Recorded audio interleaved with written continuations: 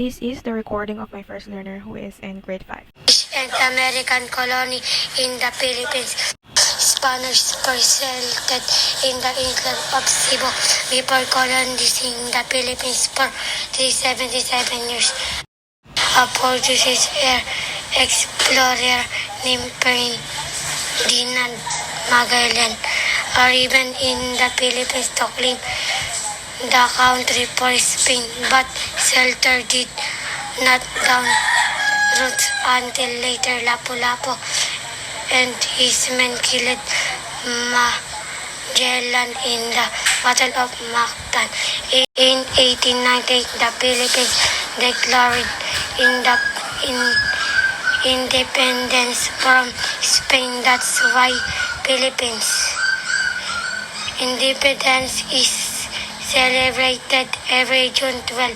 On December 10, 1898, the Philippines declared their independence from Spain. This happened in the middle of the Spanish-American War, and Spain handed the Philippines over the United States. After signing Treaty of Paris, the United States did not recognize the First Philippine Republic, which objected of the terms of Treaty of Paris. That is why they began the Philippines American War from February 4, 1899 to July 2, 1902. American emerged victorious. They ruled the Philippines for 44 years. One of the influence of American is to use English as primary language in government, bus, education, industry, and to all upper class, family, and educated individuals. On July 4, 1946, United States granted the Philippines independence after World War II. And American colony in the Philippines. The learner initially mispronounced the word Spanish to Ispen and omitted and also mispronounced colony to colony. Spanish settled in the island of Cebu before colonizing the Philippines for 377 years. The learner substituted the word Spaniards to Spanish and mispronounced the word settled to settled, island to island, and colonizing to colonizing. Portuguese air explorer named Ferdinand Magellan.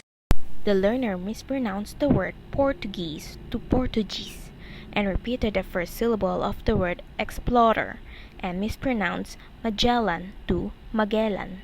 Arrived in the Philippines to claim the country for Spain, but Celtar did not down roots until later. The learner mispronounced the word claim to claim and settlers to shelter. Lapu-Lapu and his men killed Magellan in the Battle of Mactan. The learner mispronounced the word killed to killed. 1898, the Philippines declared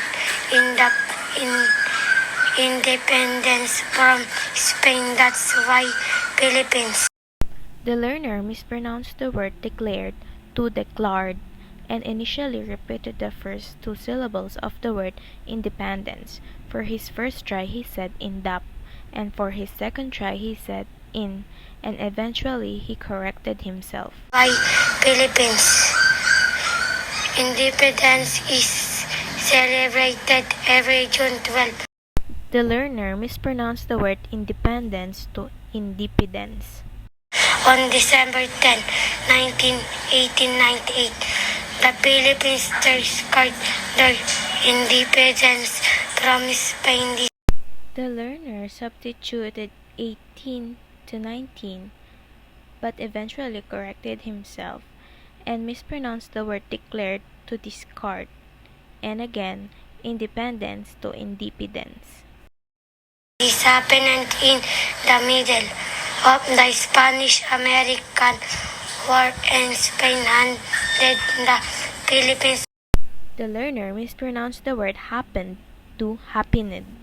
over the United States after signing Treaty of Paris.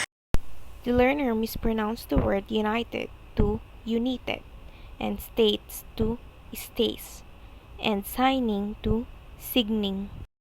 The United States did not recognize the first Philippine Republic, which objected of Again, the learner mispronounced the word united to united and states to states, and omitted g sound to the word recognized and substituted to off.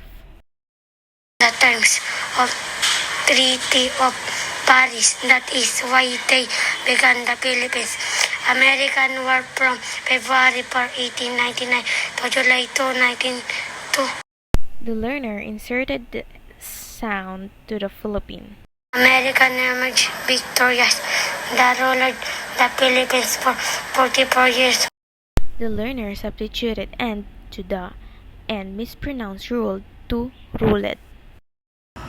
One of the influence of American is to use English as primary language in government, bus, education, industry, and to all upper-class family and educated individuals. The learner omitted s sound to the word influences and mispronounced the word primary to primary, and substituted the word language to lang, as well as business to bus, and mispronounced education to edukasyon, industry to industry, and substituted the word families to pamilya, and mispronounced educated to educated. On July 4, 1946, United States granted the Philippines independence after World War II. Again, the learner mispronounced united to united and states to states, and mispronounced granted to granted, and again mispronounced independence to independence.